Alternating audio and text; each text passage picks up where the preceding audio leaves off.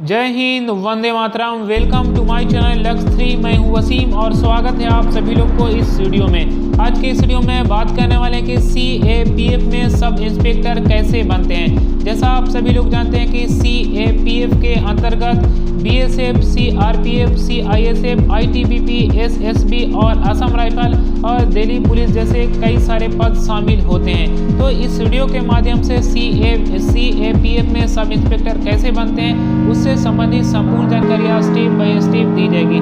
जैसे में BSF में सब इंस्पेक्टर कैसे बनेंगे, CRPF में कैसे बनेंगे, यानी कि गाइस दिल्ली पुलिस में सब इंस्पेक्टर कैसे बनेंगे, यानी कि CAPF के अंतर्गत जो भी पद शामिल होते हैं वो सभी पद में सब इंस्पेक्टर आप कैसे बन सकते हैं, इस वीडियो के माध्यम से संपूर्ण जानकारियाँ दी जाएगी स्टेप बाय स्टेप।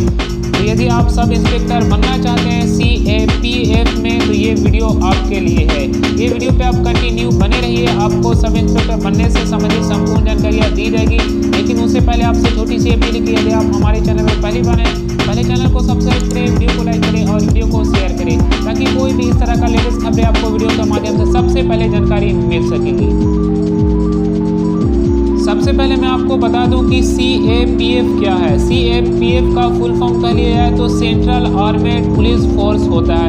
अब CAPF में सब इंस्पेक्टर बनने के लिए यदि क्वालिफिकेशन की बात की जाए तो आपके पास बैचलर की डिग्री प्राप्त हो किसी भी यूनिवर्सिटी से आप और आपका बैचलर में किसी भी स्ट्रीम से यदि पास हैं तो आप इसके लिए योग्य हैं। चाहे आपकी बैचलर की डिग्री में आर्ट्स हो या साइंस हो या कॉमर्स हो, किसी भी स्ट्रीम से आप पास कर चुके हैं, केवल आपके पास बैचलर की डिग्री है और किसी भी यूनिवर्सिटी से आप पास कर चुके हैं बैचलर की डिग्री, तो आप CAPF में आवेदन कर सकेंगे। इसकी एज लिमिट की बात करें तो आपके पास CAPF में आवेदन करने के लिए मिनिमम एज 20 होना चाहिए और मैक्सिमम एज 25 होना चाहिए, यानी 20 से 25 के बीच में आपका एज होना जरूरी है CAPF में आवेदन करने के लिए या CAPF में ज्वाइनिंग लेने के लिए। इसमें कई सारे जाति के लिए छूट भी दी जाती है। जो OBC कास्ट से बिलोंग करते हैं तो उनको 3 साल की छूट दी जाती है और SC और ST कास्ट से जो कैंडिडेट बिलोंग करते हैं तो उनको 5 साल की छूट दी जाती है और EAX मैन यानी सर्विसमैन के लिए इसमें 3 साल की छूट दी जाती है। इस तरह से कई सारे जाति के लिए भी इसमें छूट दी जाती है एज की। तो आप यहाँ तक समझे एलिजिबिलिटी यानी क्वालिफिकेशन और एज लिमिट। और जब ये आपके अंदर है तो सबसे पहले ये वैकेंसी निकलती है जो आपको SSC की ऑफिशियल वेबसाइट पे जाके चेक करना होगा खुद से कि CAPF में सब इंस्पेक्टर की वैकेंसी आई है कि नहीं। यदि आप इसके लिए तैयारी कर रहे हैं तो आपको पता चल ही जाएगा कि उसकी वैकेंसी कब आएगी या कब आने वाली है। तो सबसे पहले आपको ऑनलाइन या ऑफलाइन वैकेंसी निकलती है, अधिकतर ऑनलाइन ही वैकेंसी निकलती है। जो सबसे पहले आपको आवेदन करना होता है ऑनलाइन या ऑफलाइन, जिस तरह की भी आपकी वैकेंसी निकलती है। तो आप जैसे ही आवेदन करते हैं यानी ऑनलाइन या ऑफलाइन आवेदन करते हैं तो सबसे पहले आपका प्रोसेस आता है, यानी सबसे पहले आपका एडमिट कार्ड आता है और वो जो एडमिट कार्ड आता है वो आपका आता है CBT टेस्ट, रिटन टेस्ट 1 के लिए। कंप्यूटर बेस्ड टेस्ट के लिए सबसे पहले आपका एडमिट कार्ड आती है जो ये पेपर 1 में आता है और उसके बाद फिजिकल स्टैंडर्ड टेस्ट से गुजरना पड़ता है और फिजिकल एफिशिएंसी टेस्ट से गुजरना पड़ता है और उसके बाद पेपर 2 और मेडिकल टेस्ट से। यानी कि CAPF में ज्वाइनिंग लेने के लिए मुख्यतः 4 प्रोसेस से गुजरना पड़ता है। पहला CBT 1 और PST और PAT दूसरा, और पेपर 2 थर्ड और 4th में मेडिकल टेस्ट। मुख्यतः यही 4 प्रोसेस से गुजरना पड़ता है CAPF में ज्वाइनिंग लेने के लिए।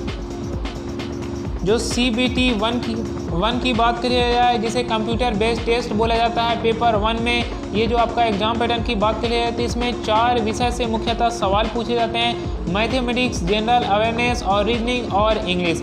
मैथमेटिक्स से इसमें 50 सवाल पूछे जाते हैं और जनरल अवेयरनेस से भी 50 सवाल पूछे जाते हैं और इसी तरह रीजनिंग से भी 50 सवाल इसमें पूछे जाते हैं और अंग्रेजी विषय से भी इसमें 50 सवाल पूछे जाते हैं। इसी तरह हर एक सब्जेक्ट से 50-50 क्वेश्चन पूछे जाते हैं और टोटल क्वेश्चन की बात करी जाए तो इसमें टोटल क्वेश्चन 200 के हो जाते हैं और प्रत्येक जो क्वेश्चन होते हैं इसमें 1 अंक के होते हैं, यानी 1 मार्क्स के प्रत्येक क्वेश्चन होते हैं। इसी तरह आपके जो टोटल मार्क्स भी हो जाएंगे वो 200 के, यानी टोटल क्वेश्चन 200 और टोटल मार्क्स की बात करें तो इसमें 200 के होते हैं। अब ये टोटल 200 क्वेश्चन को सोल्यूशन करने के लिए जो आपको समय सीमा दिया जाता है वो 2 घंटे का समय दिया जाता है।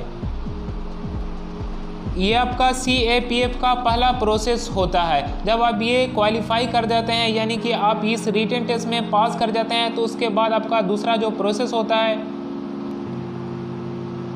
फिजिकल मेजरमेंट टेस्ट और फिजिकल टेस्ट। जो फिजिकल मेजरमेंट टेस्ट की बात किया जाए तो पुरुष अभ्यर्थी के लिए हाइट मिनिमम होना चाहिए। जो जनरल और OBC और SC कास्ट से बिलोंग करते हैं तो उनका हाइट मिनिमम 170 सेंटीमीटर होना चाहिए और यही ST कास्ट से जो बिलोंग करते हैं तो उनका 162.5 सेंटीमीटर हाइट होना आवश्यक है CAPF में आवेदन करने के लिए। और यही महिला अभ्यर्थी के लिए हाइट की बात के लिए है तो जो जनरल और OBC और SC कास्ट से बिलोंग करती है तो उनका हाइट मिनिमम CAPF में आवेदन करने के लिए 157 सेंटीमीटर होना चाहिए यानी 157 सेंटीमीटर। और जो कैंडिडेट फीमेल ST कास्ट से बिलोंग करती है तो उनका 154 सेंटीमीटर होना चाहिए 154 सेंटीमीटर।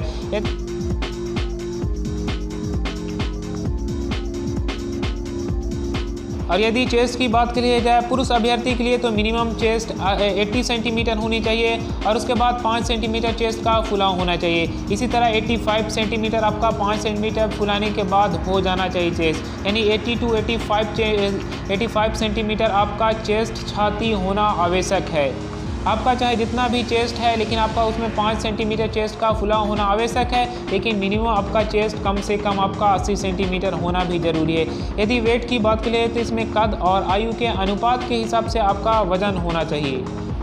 और इसकी फिजिकल टेस्ट की बात के लिए जाए तो फिजिकल टेस्ट में सबसे पहले मेल के लिए हम लोग देखते हैं तो मेल के लिए रेस करना होता है यानी रनिंग करना होता है जो आपको 100 मीटर की केवल दूरी तय करना होता है। 100 मीटर को आपको दूरी तय करने के लिए जो समय सीमा दिया जाता है वो 16 सेकंड का समय दिया जाता है। सबसे पहला प्रोसेस जो होता है आपका फिजिकल टेस्ट में पुरुष अभ्यर्थी के लिए वो 100 मीटर की दूरी तय करनी होती है और 100 मीटर की दूरी तय करने के लिए आपको जो समय दिया जाता है वो 16 सेकंड का समय दिया जाता है। इसी तरह आप जब 100 मीटर की दूरी तय कर पाते हैं उसके बाद आपका दूसरा जो प्रोसेस होता है फिजिकल टेस्ट में वो होता है हाई जंप। हाई जंप आपको मिनिमम करना होता है 1.2 मीटर और लॉन्ग जंप भी करना होता है। जो लॉन्ग जंप आपको 3.65 मीटर आपको करना जरूरी होता है। उसके बाद शॉर्ट पुट भी करना होता है और शॉर्ट पुट आपको 4.5 मीटर करना होता है। ये मेल कैंडिडेट के लिए CAPF में फिजिकल टेस्ट में करना ज़रूरी होता है। अब उसके बाद फीमेल की बात करिए तो फीमेल के लिए रेस करना होता है, वो 100 मीटर की दूरी तय करना होता है और इसके लिए जो समय दिया जाता है वो 18 सेकंड का समय दिया जाता है।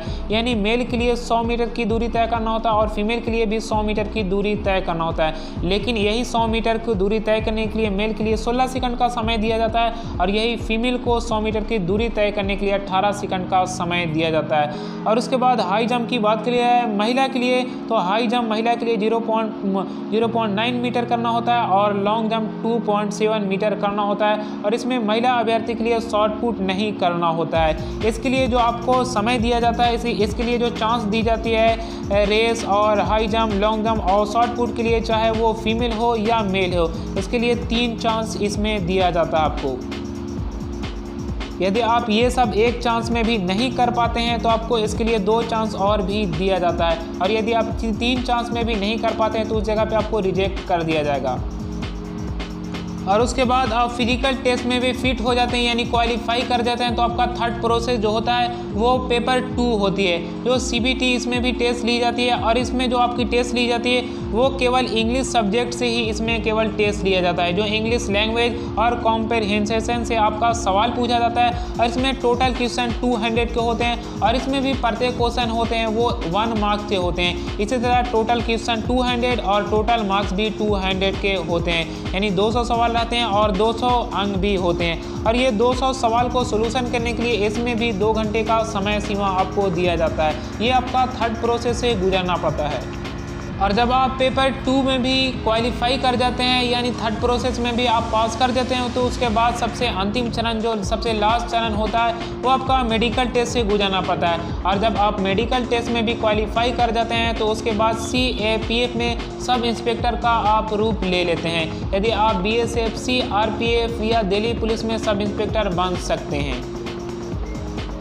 यानी कि सबसे पहले आपको CAPF में बनने के लिए ऑनलाइन रजिस्ट्रेशन करना होता है। जैसे ही आप ऑनलाइन या ऑफलाइन आवेदन करते हैं तो सबसे पहला आपको जो प्रोसेस होता है वो होता है CBT1 पेपर 1, जो अभी आप समझे इसी वीडियो में। उसके बाद PST, जिसे फिजिकल स्टैंडर्ड टेस्ट बोला जाता है, और फिजिकल एफिशिएंसी टेस्ट बोला जाता है। ये आपको दूसरा प्रोसेस से गुजरना पड़ता है। और उसके बाद पेपर 2 में जो इंग्लिश सब्जेक्ट से 200 सवाल पूछे जाते हैं, जो अभी आप जस्ट समझे। और उसके बाद आप सबसे लास्ट में मेडिकल टेस्ट ली जाती है। यही आपको मुख्यतः 4 प्रोसेस से गुजरना पड़ता है CAPF में ज्वाइनिंग लेने के लिए। जो मेरी नेक्स्ट वीडियो आएगी वो CAPF में मेडिकल टेस्ट में कौन कौन सी टेस्ट से गुजरना पड़ता है, उस वीडियो में संपूर्ण जानकारियाँ दी जाएगी।